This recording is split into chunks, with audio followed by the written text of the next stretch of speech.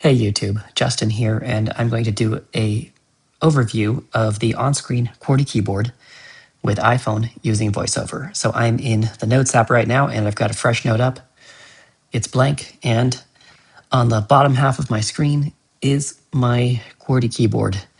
And so I can just kind of drag my finger over it to explore. Cap R, Cap F, Cap B. So there you can hear Cap some Bravo. letters, and if you leave the cursor over a letter, you'll hear the sound, the word that corresponds with it. And just above the top row of letters is a row of suggestions. Cap I. So I'm just swiping left and right with one finger to explore this. Editing to Cap I. I'm.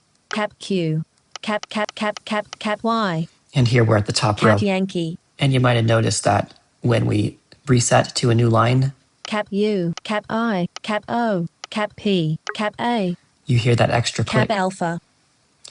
Now, one odd exception is when we go toward the bottom, but I'll show you that in a bit. So if you're familiar with a QWERTY keyboard, and I'm kind of assuming you are, more or less, you're going to find the letters where you'd expect to find them.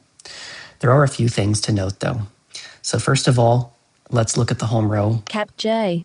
So I just found that. Now I'll swipe right with one finger. Cap L.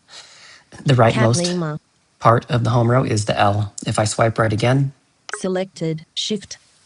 That just takes us to the next line. So there's no semicolon. Now, let's talk about what we just found, though. So this keyboard has one Shift key instead of two, and you heard it's currently selected. So it will, and you can, I believe, change this behavior, but by default, it will suggest when it thinks you want to write a capital letter. And since it's blank right now and there's no, it's blank, so it's assuming that I will want to capitalize the next letter I type. The Shift is on the left toward the bottom of the keyboard, so I can kind of guess where that is. To the right of the Shift actually is the emoji key, so I just put my finger down and found the emoji. So if I swipe left with one finger, numbers. I'm sorry, actually, it's the numbers. Cap A. I guess it's the numbers. Selected. Letter Shift, toggle. Selected. Shift. And just above that, so let me drag my finger down below Shift.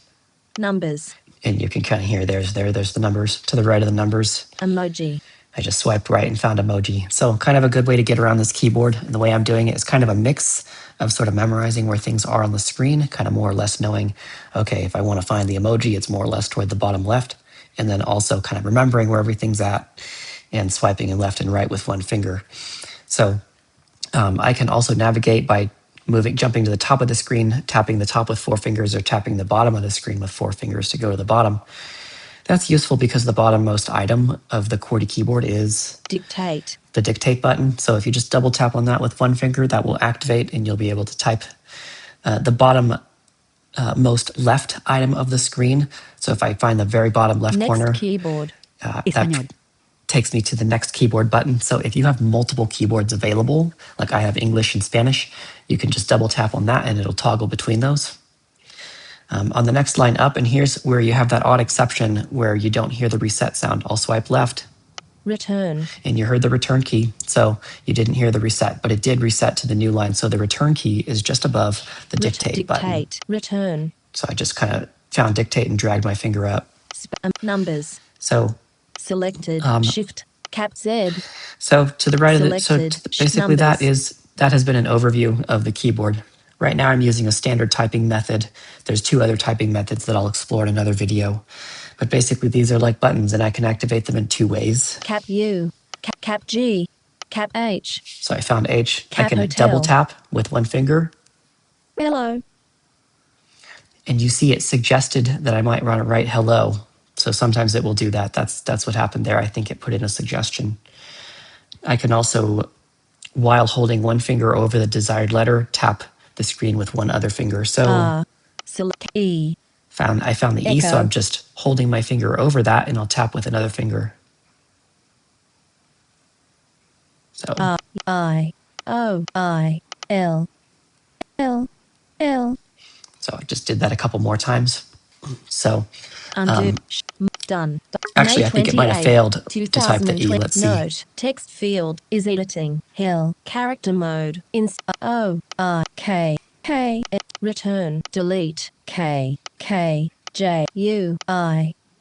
Y I O O back more done. May 20 note text field is editing. Hello character. Just made a bit of a boop there and had to correct it. So that is an overview of the on-screen keyboard for QWERTY, for the on-screen QWERTY keyboard. And it's okay.